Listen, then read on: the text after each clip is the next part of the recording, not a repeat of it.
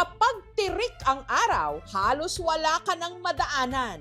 Dito sa Barangay New Ginlo sa Taytay, Palawan, nakalatag na kasi sa labas ng mga bahay ang mga naglalaparang camping kung saan ibinibilad ng mga kababaihan ang nilinis nilang mga laman dagat, kabilang na ang mga tahong na kanilang idadaing. At ipinagmamalaki nila na ang kanilang dried tahong hindi lang masarap, hindi rin daw malansa. Isa sa mga nagdadaing dito ng tahong ang 70 anyos ng si Lola Raquel. Tuwing hapon, banye-banyerang tahong ang ibinabagsak sa kanilang bahay. Bili namin ng 350 ang isang banyera.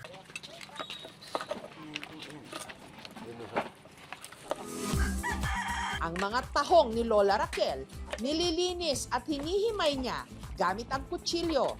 Tinatanggal namin ang pusod kasi pag hindi tinanggal ang pusod, marumi yan dito sa produkto na ginagawa namin. Huhugasan niya ulit ito ng tubig tabang. Hindi pwedeng hugasan sa dagat kasi pag sa dagat ito hinugasan, maalat siya. Kung makikita ninyo, kaya may bula sa tubig, yan ang pinakadumi na paghugas nitong tahong na dinaing. Pagkahugas, isasali namin uli sa tabang na tubig sa timba. Pagkatapos, ibibilad niya ang mga nakolektang laman ng tahong sa cupping na gawa sa kawayan at fishnet. Isang araw at kalahati ito. Maghapon yan. Pag hindi pa natuyo, kinabukasan bibiladin pa namin. Pero kunting oras na lang talaga yan kinabukasan. Hindi malalaman mo din yan pag pwede ng tikalin. Malalaman natin pag dikit-dikit na talaga siya. Kada kilo ng kanilang dried tahong na ibibenta nila ng 70 pesos kada plastic, 700 pesos naman kada kilo. Ang shelf life nito umaabot ng hanggang 1 linggo. Masarap daw ulamin o kahit pa papakin. Tihado, wala raw dumadaing sa amoy at lasa ng kanilang daing na tahong. Ay mahalaga, hindi talaga nakakalimutan itong kultura na to. Kahit mga bata dito na magagaling na yan sila magdaraing ng tahong. Para ma-preserve namin kung ano ang pasisimulaan namin, malaking tulong ito kasi sa mga estudyante namin saka sa mga apo. Kahit may kaingayan, wala namang nagrereklamo sa Puerto Princesa City sa Palawan sa nililikhang tunog sa kainang ito ni na Bubbles. Ang ingay raw kasi, hudyat na matitikman na ang dinarayo ritong sarap. Ang matyaga kasi nilang pinupukpok, isang klase ng lamang dagat, na ang napakatigas na shell may mga patusok na galamay o spider shells kung tawagin sa Ingles. Saang naman sa Tagalog, pati sa Bisaya. Pero kung nandito ka na sa Palawan, huwag raw aanga-anga dahil ang tawag nila rito, ranga-ranga. At kaya raw pinagtsatsagaan nilang pukpukin ang mga ito para hindi na raw magkaduling-duling ang kanyang mga suki sa pagsungkit sa laman ng ranga-ranga. Ang mga nakukuha niya kasing laman, itinutuhog sa stick at saka iniihaw, parang barbecue.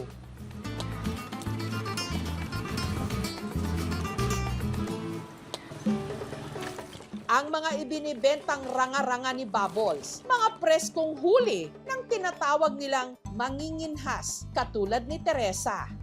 Dito po kami ngayon sa Isla Luli Island, kung saan kami mangunguha ng ranga-ranga. Ito po yung bangka-bangkaan na tinatawag namin, kasi yun ang nilalagyan namin ng ranga-ranga pag may nakukuha kami. Gawa lang po ito ng ice cheese. Po itong yapak para po yun protection sa paa po na makakalangoy kami ng maayos. Gawa lang po ng PVC po. Guma, at saka ito po parang balbi siya. Pag malalim, mahirap magsisid. Ang kanilang pakay na ranga-ranga kung hindi sinisisid sa karagatan,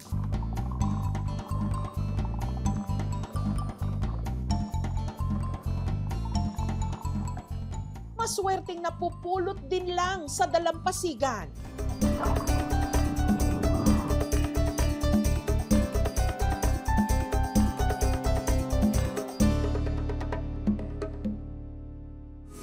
Si Bubbles naman, abangers na sa mga ibabagsak na bagong huling ranga-ranga at iba pang lamang dagat.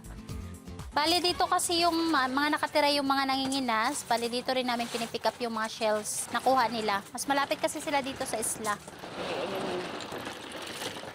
Or kulang-kulang 2 sako siguro. Ang makukuha namin ngayon. Nahiwa-hiwalay na rin nila.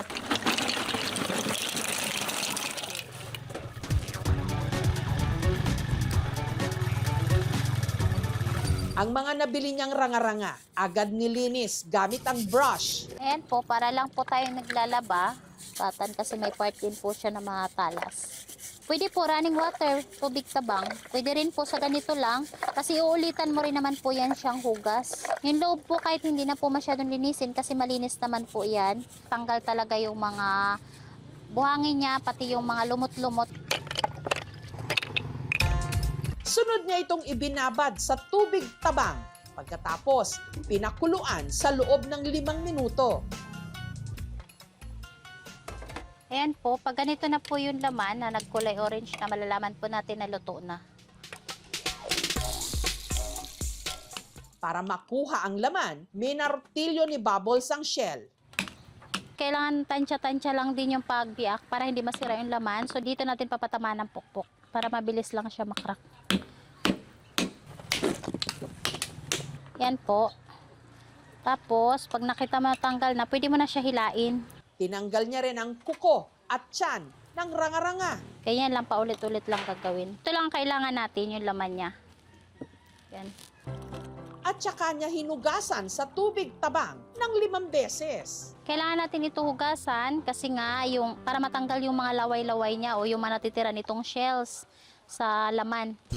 Ang mga nilinisan niyang laman ng ranga-ranga, isa-isa niyang tinuhog sa barbecue stick. Ang laman ng isang stick, pag malalaki, 3. Pagka maliliit, 4 o 5. At para mas malasa, pinahiran niya ito ng secret sauce. Kada stick ng inihaw na ranga-ranga, 25 pesos. Ang ranga-ranga, chewy yet flavorful. Para siyang pusit. Taong 2022 nung nagsimula raw magbenta ng samut-saring laman dagat si Bubbles. Nagdagdag po ako ng sikad, mga aripuros, tapos nagdagdag na rin po ako ng lato. May tumal, minsan naman, okay naman ang binta, pero siyempre po pagka nagtumal po yung shells, bali gagawaan po namin ng paraan kung ano po pwede namin maibinta uli.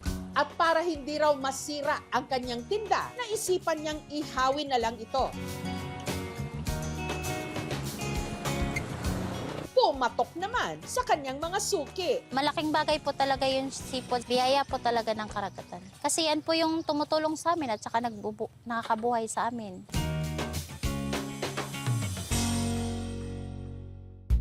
Ang usok namang ito sa Barangay San Miguel sa Puerto Princesa City pa rin. Palatandaan na malapit ng matikman ang isa pang biyaya ng karagatan. Kapag nagsimula ng araw umusok, napapapreno na ang mga dumadaang motorista na tila ba natatakam na. Pag naamoy ng tao, doon po sila napapabili.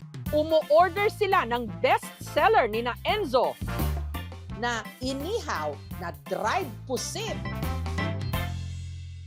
May 2 type po yung pusit na binibenta na mayroon pong skinless pusit at saka may sweet pusit po. Ang ginagamit ko po ma'am is skinless pusit. Mas dark siya kaysa sa sweet pusit. Ang skinless pusit ay mas malalaki kaysa sa sweet pusit, species ng ng pusit. Medyo mapula siya, lesser siya ng price kaysa doon sa sweet pusit.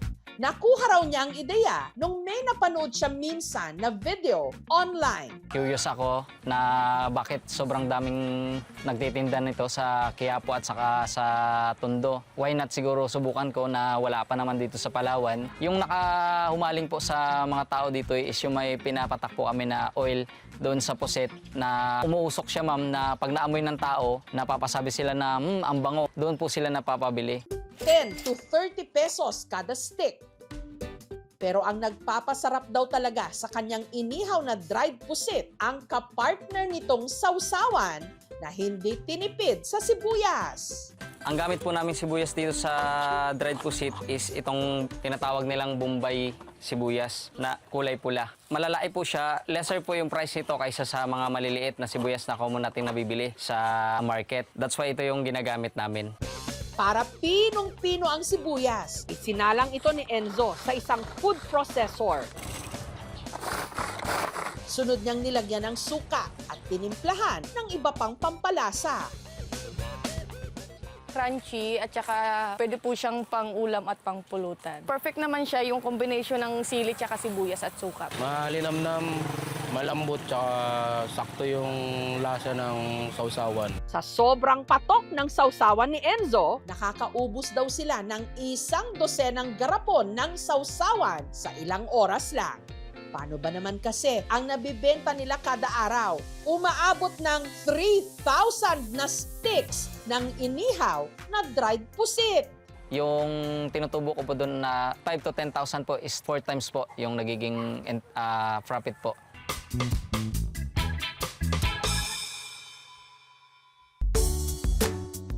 Because of our laws in place dito sa buong Palawan, well protected yung ating mga seagrass, kaya malaki din actually yung ating supply. For example, in the city of Puerto Princesa for 2025, meron tayong 10,283.54 metric tons of collected seafood and seashells. Nakakatulong ito sa ating mga coastal communities. Para sa mga masiselan ang tiyan, ang kaunting kanin o pagkain muna ay magsisilbing buffer para hindi mabigla ang digestion, lalo na sa mga protein-rich foods katulad ng seafood. Siguraduhin po natin na lutong-luto ang seafood. Eat in moderation with variety and balance. Palawan, ang tinaguriang last frontier ng Pilipinas. Nasa iyo na yata talaga ang lahat. Magandang mga tanawin, mayamang mga karagatan, at pagkasarap-sarap na seafood. Tunay ngang ihaw na, ikaw na!